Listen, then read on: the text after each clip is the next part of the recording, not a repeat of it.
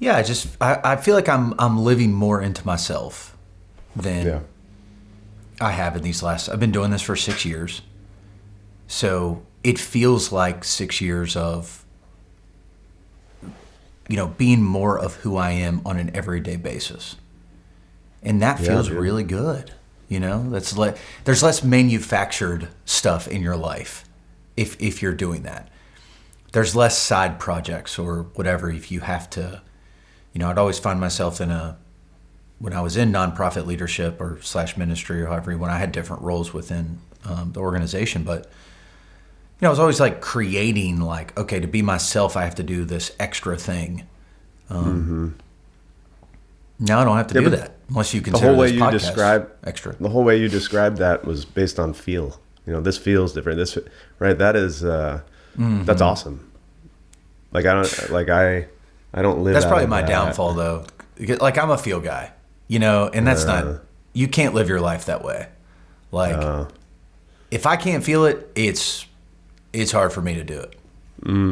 Okay, but I'm trying to be more like you. I was with some buddies yesterday, and they go, "All right," and it's been a while since I've seen them, a couple of years. These two guys, they're like, "All right, Wardo, what's your 5-year plan?"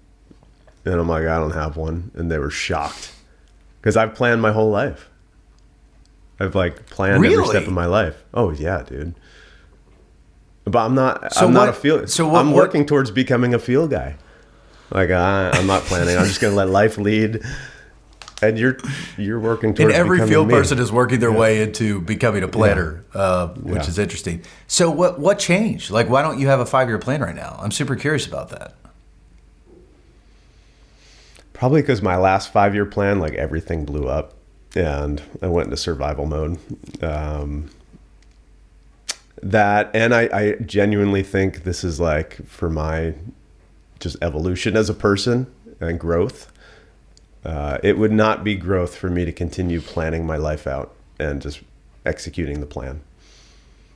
It's I'm more in the Jesus take the wheel type of stage of life. All right, I'm loosening my grip and I got to stop having such a tight grip. Oh my God, dude. I can't even tell you. I feel like I've grown so much over the last couple of years just by getting into this part of my life where I'm focused on loosening my tight grip inside on things, this tense energy of trying to muscle my way into everything I do. Literally my spiritual battleground, excuse me, is trying to physically relax the muscles in my chest and my torso and just breathe and not have such a tight grip on life. That, what do you do for, do you go to church? I don't even go to church. No, what do?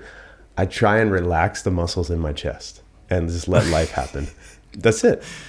It's bizarre. That is amazing. Dude, you don't want to be tight like me. I totally get what you're saying. Yeah. No, I totally get what you're saying. I like the way you're pairing this with literally your physical posture. 100%. Even I was just doing it right now. This helps me get to know you. By the way, my biggest takeaway from what you said is okay, now I'm getting a window more into Sean. You don't come across as wound super tight. At least to me, work to produce that. Yeah. Well, you come across. I mean this in the best and sincerest way possible. You come across as very blessed. You have a great life. I do. Yeah. And you do.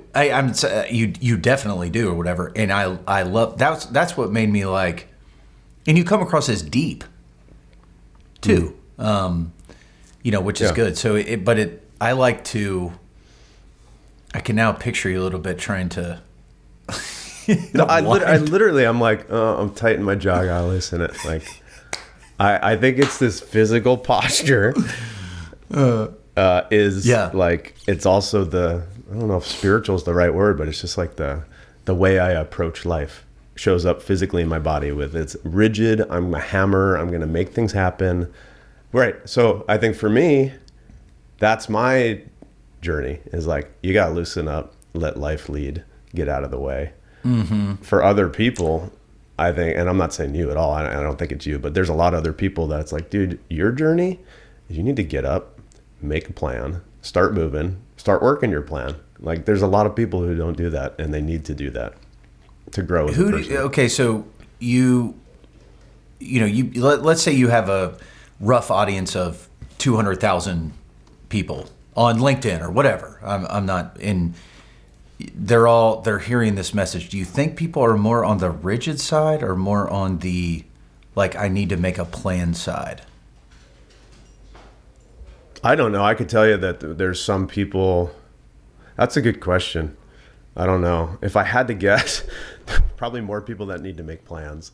Because, I just have a lot of younger folks approaching me trying to get in the business or trying to launch their commercial real estate brokerage businesses. And they don't have plans. And then I give them the playbook. Like somebody, yeah, the guy was trying to get hired on our team.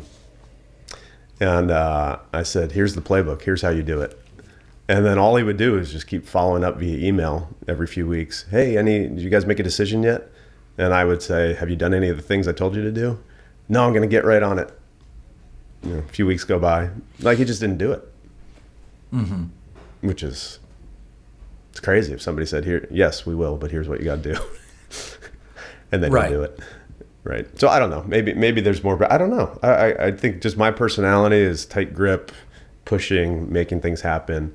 But the downside of that, I'm telling you, the end of that road is you will have a lot of anxiety, and you will have a point in your life where, like, you don't even realize, but you feel like you're holding it all together. Like you're holding your whole life together, and if you don't stop holding it, it's all going to fall. And you gotta, like, for me, I have to learn. I am learning this lesson over these last few years of, it's not you, dude, and you don't have to hold it, and you need to just chill out. And in fact, the things you're trying to work hard to get and work towards, those things are on the other side of you loosening your grip. Like that connection with people, the authenticity, the presence, all that stuff. That you can't muscle your way into those things. You gotta loosen your grip. That's my journey. I love that. I think there's a ton of. I think if you could divide our audience, it would be those people, and I would be hard pressed to be convinced that there's not a ton of people out there that are type A with a plan, making their cold calls every day, professional, doing deals. There's a lot. Yeah. And also looking to infuse that life with creativity, energy, more than pushing paper. And so I think it's the best of both worlds. Like, I think we're going to stumble into this place where we're helping people make a plan, helping people relax their posture, helping people infuse their deal life with, like, I like hanging out with these guys. They get me,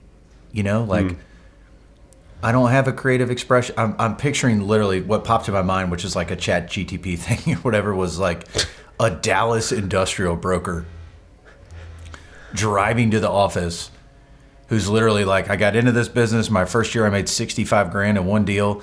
Last year I made 800 and just cranked. The year before that, I'm at 750 this year, but on this little commute, like, I've got Justin and Sean talking about infusing that life with my sales life with energy and passion and faith, and so. Dude, we have one of the best jobs in the world, but we really do. For you really and I, fast forward 40 years, neither of us are going to give a crap about selling industrial, commercial property. It's just, we're not. So it's like, okay, you better get busy, like, living your real life, kind of thinking about and having some sort of focus or intention on your real life outside of just moving property. It's just a piece of it. Yeah, it's going to make you better. Like, if you have a mission in life, it's actually going to make you do your job better, and it's going to you're going to hold it looser. So, okay. Whatever episode this was, we just did a successful follow-up.